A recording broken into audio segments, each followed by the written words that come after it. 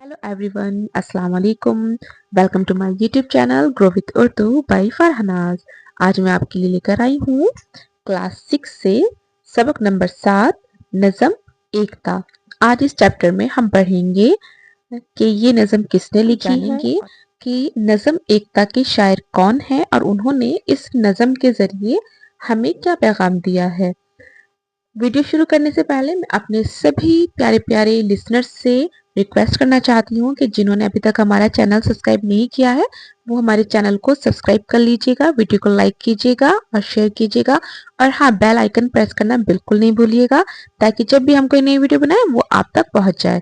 तो चलिए अब जल्दी से वीडियो शुरू करते हैं। सबक 7। सबसे पहले मैं इसमें इसके शायर के बारे में जानेंगे कि इसके शायर कौन है और उन्होंने हमें क्या पैगाम दिया है। ठीक है, तो इसके शायर हैं शाद तमकीनत, नई नस्ल के शायरों में है, बहुत अहमियत रखते हैं। इस नज़म में उन्होंने एकता की खूबी पर रोशनी डाली है और बताया है कि हम सब एक हैं।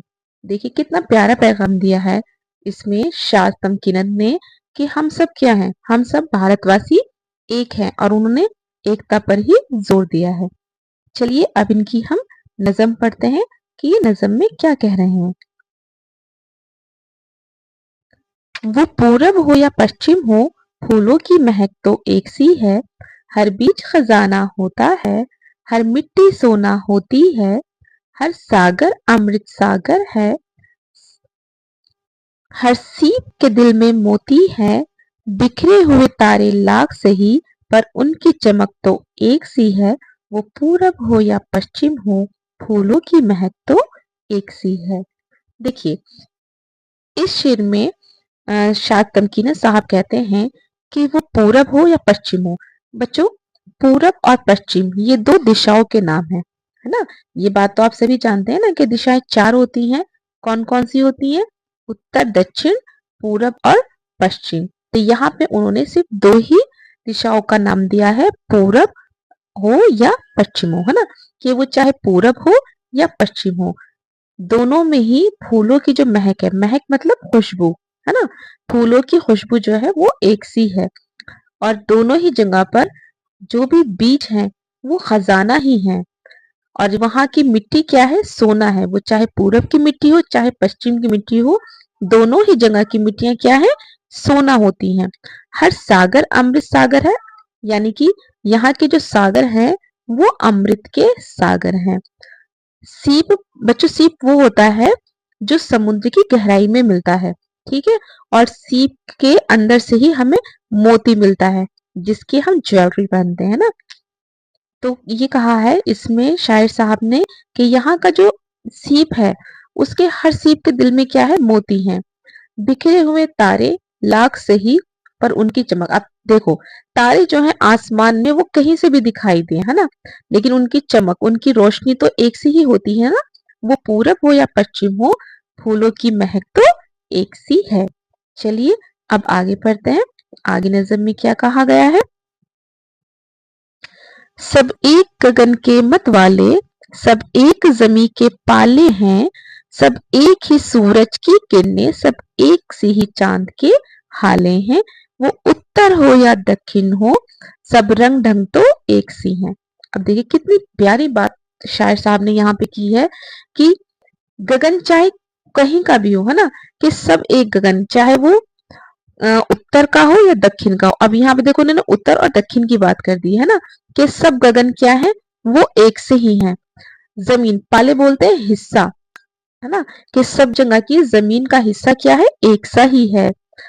और सूरज, ये जो आसमान में सूरज निकलता है ना, वो क्या है? रोशनी सभी जगह एक सी ही करता है। सब जगह की किरणें क्या है? एक सी हैं।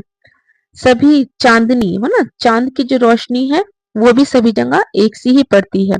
अब वो उत्तर हो या दक्षिण हो, रंग ढंग यानी यहाँ का रहन सहन, यहाँ का रहना रहना, खाना पीना क्या है? एक सा ही है। वो पूरब हो या पश्चिम हो, फूलों की महक तो एक सी ही है। आगे पढ़ते हैं।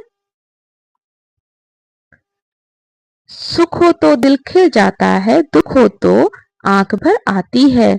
सुख दुख की दुनिया एक ही है, तकलीफ धरी रह जाती है।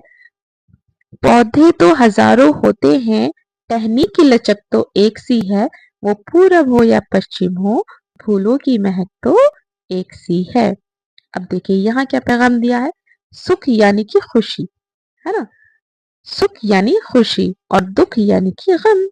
ये सुख हो तो दिल खिल जाता है, इससे मुराद ये है कि अगर हमें कोई खुशी मिलती है तो हम खुश हो जाते हैं, हमारा दिल खुश हो जाता है। और अगर कोई दुख होता है तो हमारी आंखों से आंसू आ जाते हैं, हम परेशान हो जाते हैं। अब ये सुख यानी कि खुशी और गम जो है दुनिया के ही हैं। कोई भी परेशानी हो, कुछ भी हो, सब कुछ क्या है, तफरीक धरी रह जाती है कि सारी परेशानियां सब एक वक्त के बाद खत्म हो जाती हैं। पौधे तो हजारों होते हैं, सही बात है ना। लेकिन उनकी जो टहनियां होती हैं उन सब की जो है लचक और चाल ढाल एक सी ही होती है। वो पूरब हो या पश्चिम हो, फूलों की महक तो एक सी है। तो देखिए प्यारे साथियों, ये थी हमारी नज़म एकता।